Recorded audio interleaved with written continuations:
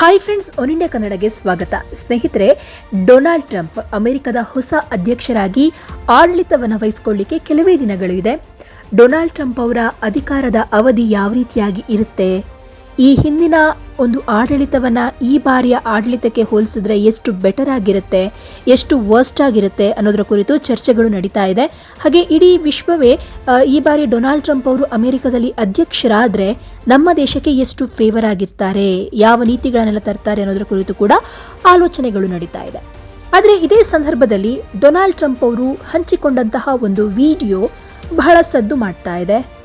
ಯಾಕೆ ಅಂತ ಅಂದರೆ, ಡೊನಾಲ್ಡ್ ಟ್ರಂಪ್ ಅವರು ಹಂಚಿಕೊಂಡಂತಹ ವಿಡಿಯೋದಲ್ಲಿ ಬೆಂಜಮಿನ್ ನೆತನ್ಯಾಹು ಕುರಿತು ಅವಹೇಳನಕಾರಿ ಪದಗಳನ್ನು ಬಳಸಿರುವಂತಹ ವಿಡಿಯೋವನ್ನು ಅಮೆರಿಕದ ಅಧ್ಯಕ್ಷರಾಗಿ ಅಧಿಕಾರ ವಹಿಸಿಕೊಳ್ತಾ ಇರುವಂತಹ ಡೊನಾಲ್ಡ್ ಟ್ರಂಪ್ ಶೇರ್ ಮಾಡಿದ್ದಾರೆ. ಯಾಕೆ ಶೇರ್ ಮಾಡಿದ್ರು? ಯಾಕಂತ ಹೇಳಿದ್ರೆ, ಅಮೆರಿಕ ಹಾಗೆ ಬೆಂಜಮಿನ್ ನೆತನ್ಯಾಹು ಅಥವಾ ಅಮೆರಿಕ ಹಾಗೆ ಇಸ್ರೇಲ್ ನಡುವೆ ಒಳ್ಳೆಯ ಸಂಬಂಧ ಇದೆಯಲ್ವಾ, ಯಾಕೆ ಹೀಗಾಯಿತು ಅಂತ ಹೇಳಿ ಇಡೀ ವಿಶ್ವವೇ ಬಹಳಷ್ಟು ಚರ್ಚೆ ಮಾಡ್ತಾ ಇದೆ. ಏನಿದು ವಿಡಿಯೋ, ಯಾಕೆ, ಯಾವ ವಿಷಯದ ಕುರಿತು ಬೆಂಜಮಿನ್ ನೆತನ್ಯಾಹುಗೆ ಕೆಟ್ಟ ಪದಗಳನ್ನು ಬಳಸಲಾಗಿದೆ, ಬಳಸಿದವರು ಯಾರು, ಇದೆಲ್ಲವನ್ನ ಕೂಡ ಈ ವರದಿಯಲ್ಲಿ ನೋಡೋಣ.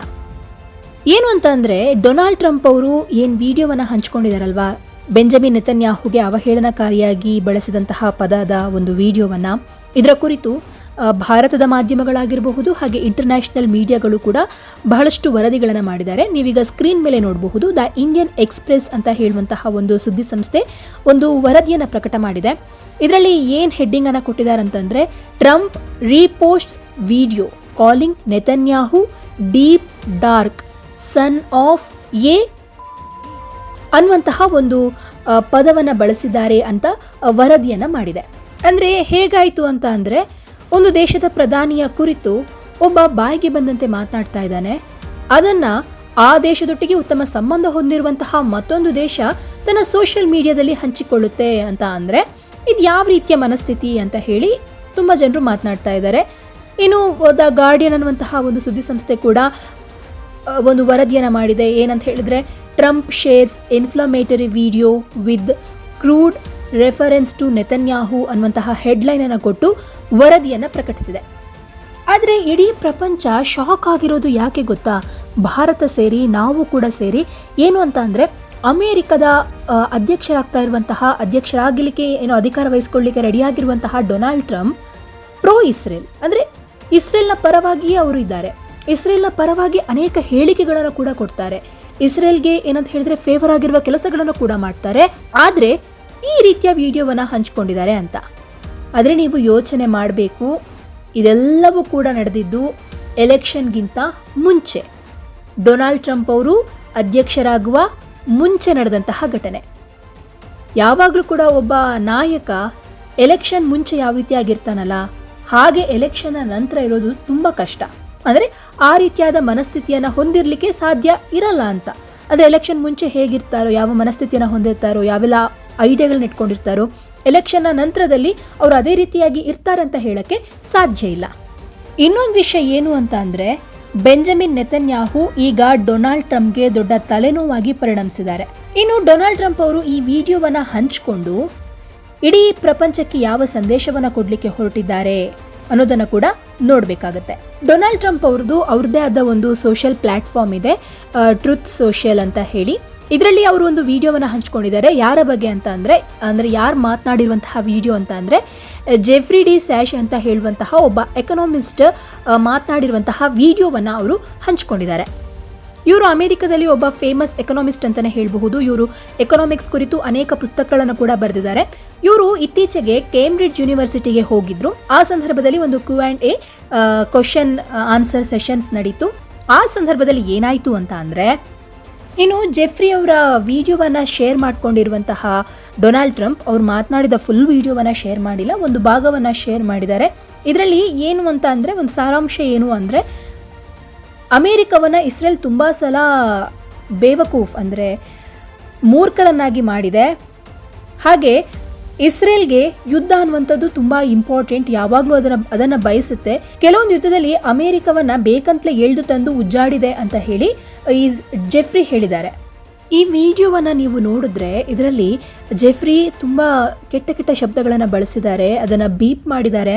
ಆ ವಿಡಿಯೋವನ್ನು ನೋಡಿದ್ರೆ ನಿಮಗೆ ಗೊತ್ತಾಗುತ್ತೆ. ಅದರಲ್ಲಿ ಮಧ್ಯದಲ್ಲಿ ಕೆಲವೊಂದು ಶಬ್ದಗಳನ್ನು ಬೀಪ್ ಮಾಡಿದ್ದಾರೆ.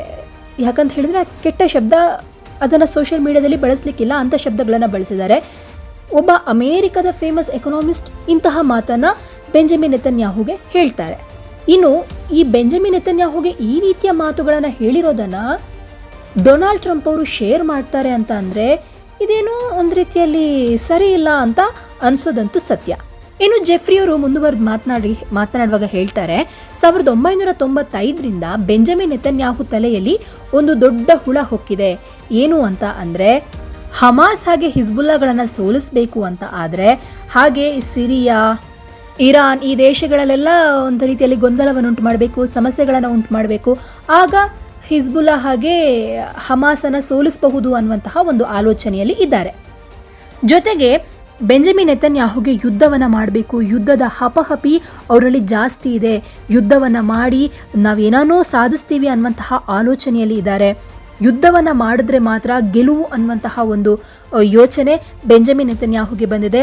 ಹಾಗೆ ಬೆಂಜಮಿನ್ ನೆತನ್ಯಾಹು ಯುದ್ಧವನ್ನು ಪ್ರಾರಂಭಿಸಿ ಅದೊಂದೇ ದೇಶ ಅಲ್ಲ ಯುದ್ಧ ಮಾಡೋದು, ಅದ್ರ ಜೊತೆಗೆ ಅಮೇರಿಕವನ್ನು ಕೂಡ ಎಳೆದು ತಂದು ಯುದ್ಧದಲ್ಲಿ ಭಾಗವಹಿಸುವಂತೆ ಮಾಡುತ್ತೆ. ಹೀಗೆ ಮಾಡಿ ಇರಾನ್ನ ವಿರುದ್ಧ ಎತ್ತಿ ಕಟ್ಟಿ ಇರಾನನ್ನು ಮುಗಿಸುವ ಹಾಗೆ ಇರಾನ್ಗೆ ಒಂದು ಲಾಂಗ್ ಟರ್ಮ್ ಸೊಲ್ಯೂಷನ್ ಕೊಡುವಂತಹ ಒಂದು ಉದ್ದೇಶವನ್ನು ಬೆಂಜಮಿನ್ ನೆತನ್ಯಾಹು ಅವರು ಹೊಂದಿದ್ದಾರೆ ಅಂತ ಹೇಳಿ ಈ ಜೆಫ್ರಿ ಹೇಳ್ತಾರೆ. ಇನ್ನು ಇರಾನ್ ಜೊತೆಗೆ ಯುದ್ಧವನ್ನು ಮಾಡೋದು ಅಮೆರಿಕದವರಿಗೆ ಇಷ್ಟ ಆಗಲ್ಲ. ಯಾಕಂತ ಹೇಳಿದ್ರೆ ಅದು ತುಂಬ ಕಷ್ಟ ಇದೆ. ಏನು ಅಫ್ಘಾನಿಸ್ತಾನವನ್ನು ವಶಪಡಿಸ್ಕೊಂಡ್ವಿ, ಇರಾಕ್ನಲ್ಲಿ ಬಾಂಬಿಂಗ್ ಮಾಡಿದ್ವಿ, ಈ ಥರ ಅಲ್ಲ. ಏನಂತ ಹೇಳಿದ್ರೆ ಇರಾನ್ನ ವಿರುದ್ಧ ಏನಾದರೂ ಅಮೆರಿಕ ಯುದ್ಧವನ್ನು ಸ್ಟಾರ್ಟ್ ಮಾಡ್ತು ಅಂತ ಹೇಳಿದ್ರೆ ಇರಾನ್ಗೆ ಆ ಕಡೆಯಿಂದ ರಷ್ಯಾ, ಚೀನಾ ಎಲ್ಲರೂ ಕೂಡ ಸಪೋರ್ಟಿಗೆ ಬಂದು ಬಹಳ ಸ್ಟ್ರಾಂಗ್ ಆಗಿ ಇರಾನ್ ರೂಪುಗೊಳ್ಳುತ್ತೆ. ಹಾಗಾಗಿ ಈ ರೀತಿಯ ಯುದ್ಧವನ್ನು ಮಾಡೋದು ಕಷ್ಟ. ಇನ್ನು ಡೊನಾಲ್ಡ್ ಟ್ರಂಪ್ ಅವರ ಒಂದು ಏನಂತ ಹೇಳ್ತಾರೆ, ಅವರು ಅಧಿಕಾರಕ್ಕೆ ಬರುವ ಮುಂಚೆ ಕೂಡ ಏನು ಹೇಳ್ತಾ ಇದ್ರು ಅಂತ ಅಂದರೆ, ನನಗೆ ಯುದ್ಧದಲ್ಲಿ ಯಾವುದೇ ಇಂಟ್ರೆಸ್ಟ್ ಇಲ್ಲ, ಈಗ ನಡೀತಾ ಇರುವಂಥ ಯುದ್ಧವನ್ನು ಕೂಡ ನಾನು ಗೆದ್ದರೆ ಸ್ಟಾಪ್ ಮಾಡಿಸ್ತೀನಿ ಅಂತಲೇ ಹೇಳ್ತಾ ಇದ್ರು.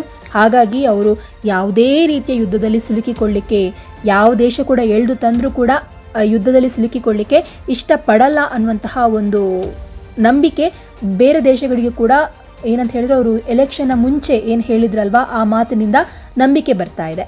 ಇನ್ನು ಡೊನಾಲ್ಡ್ ಟ್ರಂಪ್ಗಿರುವಂತಹ ಮುಖ್ಯ ಉದ್ದೇಶ ಏನು ಅಂತ ಅಂದರೆ, ಯಾವುದೇ ಯುದ್ಧಕ್ಕೂ ಕೂಡ ಭಾಗವಹಿಸೋದಿಲ್ಲ, ಯಾರೇ ಯುದ್ಧ ಮಾಡಿದ್ರೂ ಅದರಲ್ಲಿ ಹಿಂದೆ ಜೋ ಬೈಡನ್ ಸರ್ಕಾರ ಮೂಗು ತೂರಿಸ್ತಾ ಇತ್ತಲ್ವಾ, ನಂದೆಲ್ಲಿಡ್ಲಿ ನಂದಗೋಪಾಲ ಅಂತ, ಆ ರೀತಿಯಾದಂತಹ ಕೆಲಸವನ್ನು ಈ ಸಲ ಟ್ರಂಪ್ ಸರ್ಕಾರ ಮಾಡುವಂಥದ್ದು ತುಂಬ ಏನಂತ ಹೇಳಿದ್ರೆ ಮಾಡೋಕ್ಕೆ ಸಾಧ್ಯ ಇಲ್ಲ ಅನ್ನುವಂತಹದ್ದು ಗೊತ್ತಾಗುತ್ತೆ. ಯಾಕಂತ ಹೇಳಿದ್ರೆ ಡೊನಾಲ್ಡ್ ಟ್ರಂಪ್ ಅವರು ಈ ಹಿಂದೆ ಕ್ಯಾಂಪೇನ್ ಸಂದರ್ಭದಲ್ಲಿ ಅವರು ಹೇಳಿದ ಪ್ರಕಾರ. ಹಾಗಾಗಿಯೇ ಇವಾಗ ರಷ್ಯಾ ಯುಕ್ರೇನ್ ಯುದ್ಧದಲ್ಲಿ ಯುಕ್ರೇನ್ಗೆ ತಲೆಬಿಸಿ ಆಗಿರುವಂಥದ್ದು. ಇನ್ನು ಡೊನಾಲ್ಡ್ ಟ್ರಂಪ್ಗಿರುವಂತಹ ಮುಖ್ಯ ಉದ್ದೇಶ ಏನು ಅಂತಂದರೆ, ಅಮೇರಿಕದ ಸಾಲವನ್ನು ಎಲ್ಲ ಸರಿಯಾಗಿ ತೀರಿಸುವಂಥದ್ದು, ಹಾಗೆ ಮತ್ತೆ ಅಮೇರಿಕದ ಆರ್ಥಿಕತೆಯನ್ನು ಬಲಪಡಿಸೋದು, ಮತ್ತೆ ಅಮೇರಿಕವನ್ನು ಗ್ರೇಟ್ ಮಾಡುವ ಉದ್ದೇಶವನ್ನು ಡೊನಾಲ್ಡ್ ಟ್ರಂಪ್ ಅವರು ಹೊಂದಿರುವ ಕಾರಣ ಈ ರೀತಿಯಾದ ಅನಾವಶ್ಯಕ ಕೆಲಸಗಳಲ್ಲಿ ಅವರು ಮೂಗು ತೂರಿಸೋದಿಲ್ಲ. ಇನ್ನು ಸದ್ಯಕ್ಕೆ ಇಸ್ರೇಲ್, ಇರಾನ್ ಹಾಗೆ ಗಾಜಾ ಈ ಒಂದು ಮೂರು ಈ ಪಟ್ಟಿಯಲ್ಲಿ ಅತ್ಯಂತ ತಲೆನೋವಿನ ಒಂದು ವಿಷಯ ಏನು ಅಂತ ಅಂದರೆ, ಹಮಾಸ್ ಇಸ್ರೇಲ್ನ ಜನರನ್ನ ಒತ್ತೆಯಾಳುಗಳಾಗಿ ಇಟ್ಕೊಂಡಿದೆ. ಇವರನ್ನು ಬಿಡಿಸಬೇಕು ಅಂತ ಹೇಳಿ ಇಸ್ರೇಲ್ ಬಹಳಷ್ಟು ಪ್ರಯತ್ನವನ್ನು ಮಾಡ್ತಾ ಇದೆ. ಇನ್ನು ಬೆಂಜಮಿನ್ ನೆತನ್ಯಾಹು ವಿರುದ್ಧ ಅದೇ ದೇಶದ ಅಂದರೆ ಇಸ್ರೇಲ್ನ ಜನರೇ ತುಂಬ ಕೋಪಗೊಂಡಿದ್ದಾರೆ, ಇನ್ನೂ ಕೂಡ ಒತ್ತೆಯಾಳುಗಳನ್ನು ಬಿಡಿಸ್ತಾ ಇಲ್ಲ ಅಂತ ಹೇಳಿ. ಇನ್ನು ಡೊನಾಲ್ಡ್ ಟ್ರಂಪ್ ಅವರು ಇದನ್ನು ಒಂದು ರೀತಿಯಲ್ಲಿ ಏನಂತಂದರೆ, ಇದನ್ನು ಒಳ್ಳೆ ರೀತಿಯಲ್ಲಿ ಮುಗಿಸಬೇಕು ಅನ್ನುವಂತಹ ಒಂದು ಆಲೋಚನೆಯಿಂದ ಬೆಂಜಮಿನ್ ನೆತನ್ಯಾಹು ಜೊತೆಗೆ ಮಾತನಾಡಿದ್ದಾರೆ. ಏನು ಅಂತ ಅಂದರೆ, ಅವರು ಒತ್ತೆಯಾಳುಗಳನ್ನು ಬಿಡ್ತಾರೆ, ಆದರೆ ಅದಕ್ಕೆ ಪ್ರತಿಯಾಗಿ ನೀವು ಕೂಡ ದಾಳಿಯನ್ನು ಮಾಡಬಾರ್ದು, ಶಾಂತಿಯನ್ನು ಕಾಪಾಡಿಕೊಳ್ಬೇಕು ಅನ್ನುವಂತಹ ಮಾತನಾಡಿದ್ದಾರೆ. ಡೊನಾಲ್ಡ್ ಟ್ರಂಪ್ ಅವರು ಈ ಮಾತನ್ನು ಬೆಂಜಮಿನ್ ನೆತನ್ಯಾಹು ಅವರು ಒಪ್ಕೊಳ್ತಾರಾ ಇಲ್ವೋ ಗೊತ್ತಿಲ್ಲ. ಆದರೆ ಒಂದು ವೇಳೆ ಇವರೇನಾದರೂ ಒಪ್ಕೊಂಡು ಬಿಟ್ಟರೆ ಬೆಂಜಮಿನ್ ನೆತನ್ಯಾಹು ಅವರ ಒಂದು ಕ್ಯಾಬಿನೆಟ್ನಲ್ಲಿ ಅಥವಾ ಅವರ ಒಂದು ಸಂಪುಟದಲ್ಲಿರುವಂತಹ ಅವರ ಜೊತೆಗಿರುವಂತಹ ಕೆಲವು ನಾಯಕರು ರಾಜೀನಾಮೆಯನ್ನು ಕೊಡುವಂತಹ ಬೆದರಿಕೆಯನ್ನು ಹಾಕಿದ್ದಾರೆ ಅಂತಲೂ ಹೇಳಲಾಗುತ್ತೆ. ಯಾಕೆ ಅಂದರೆ ಬೆಂಜಮಿನ್ ನೆತನ್ಯಾಹು ಅವರು ಈ ಒಂದು ಡೀಲನ್ನು ಒಪ್ಕೊಳ್ಬಾರ್ದು ಅಂತ ಹೇಳಿ ಅವರ ಜೊತೆಗಿರುವಂತಹ ನಾಯಕರು ಹೇಳ್ತಾ ಇದ್ದಾರೆ ಅಂತಂದರೆ, ನಾವು ಈಗಾಗಲೇ ಗಾಜಾದ ಅನೇಕ ಪ್ರದೇಶಗಳನ್ನು ವಶಪಡಿಸ್ಕೊಂಡಿದ್ದೀವಿ, ಹಮಾಸನ್ನು ವೀಕ್ ಮಾಡಿದ್ದೀವಿ. ಏನಾದರೂ ಡೊನಾಲ್ಡ್ ಟ್ರಂಪ್ ಅವರು ಮಧ್ಯೆ ಬಂದು ಹೀಗೆ ಮಾಡಿ ಅಂತ ಹೇಳಿ ಒಪ್ಪಿಸ್ಬಿಟ್ರೆ ಹಮಾಸ್ ಕೆಲವೇ ತಿಂಗಳಲ್ಲಿ ಮತ್ತೆ ಸ್ಟ್ರಾಂಗ್ ಆಗುತ್ತೆ, ಮತ್ತೆ ತನ್ನ ಆಟವನ್ನು ಆಡಲಿಕ್ಕೆ ಪ್ರಾರಂಭಿಸುತ್ತೆ. ಹಾಗಾಗಿ ಒಂದು ರೀತಿಯಲ್ಲಿ ಇವಾಗ ಬೆಂಜಮಿನ್ ನೆತನ್ಯಾಹು ಪ್ರೆಷರಲ್ಲಿ ಇದ್ದಾರೆ ಅಂತಲೇ ಹೇಳಬಹುದು. ಏನು ಮಾಡೋದು, ಯಾರ ಮಾತನ್ನು ಕೇಳೋದು ಅನ್ನುವಂತಹ ಒಂದು ಪ್ರೆಷರಲ್ಲಿ ಇದ್ದಾರೆ ಅಂತಲೇ ಹೇಳಲಾಗ್ತಾ ಇದೆ. ಇನ್ನು ಈ ಒಂದು ಕಾರಣಕ್ಕಾಗಿ ಅಂದರೆ ಏನಂತ ಹೇಳಿದ್ರೆ ಇದು ಒಂದು ರೀಸನ್ ಆಗಿರಬಹುದು, ಪ್ರೆಷರ್ ಒಂದು ಕಡೆ ಆಗಿರಬಹುದು. ಜೊತೆಗೆ ಡೊನಾಲ್ಡ್ ಟ್ರಂಪ್ ಅವರು ಈ ವಿಡಿಯೋವನ್ನು ತಮ್ಮ ಸೋಷಿಯಲ್ ಮೀಡಿಯಾದಲ್ಲಿ ಹಂಚ್ಕೊಂಡಿರುವಂತಹ ಒಂದು ಅವಮಾನ ಇದೆಯಲ್ವಾ, ಅದು ಕೂಡ ಇದೀಗ ಬೆಂಜಮಿನ್ ನೆತನ್ಯಾಹು ಅವರನ್ನು ಕಾಡ್ತಾ ಇದೆ. ಹಾಗಾಗಿ ಬೆಂಜಮಿನ್ ನೆತನ್ಯಾಹು ಅವರು ಡೊನಾಲ್ಡ್ ಟ್ರಂಪ್ ಅವರ ಒಂದು ಏನಂತ ಹೇಳಿದ್ರೆ ಅಮೆರಿಕ ಅಧ್ಯಕ್ಷರಾಗಿ ಪ್ರಮಾಣ ವಚನ ಸ್ವೀಕರಿಸ್ತಾರಲ್ವಾ, ಈ ಸಂದರ್ಭದಲ್ಲಿ ಅವರು ಭಾಗವಹಿಸಲಿಕ್ಕೆ ಸಾಧ್ಯ ಇಲ್ಲ ಅಥವಾ ಭಾಗವಹಿಸ್ತಾ ಇಲ್ಲ ಅಂತಲೂ ಹೇಳಲಾಗ್ತಾ ಇದೆ.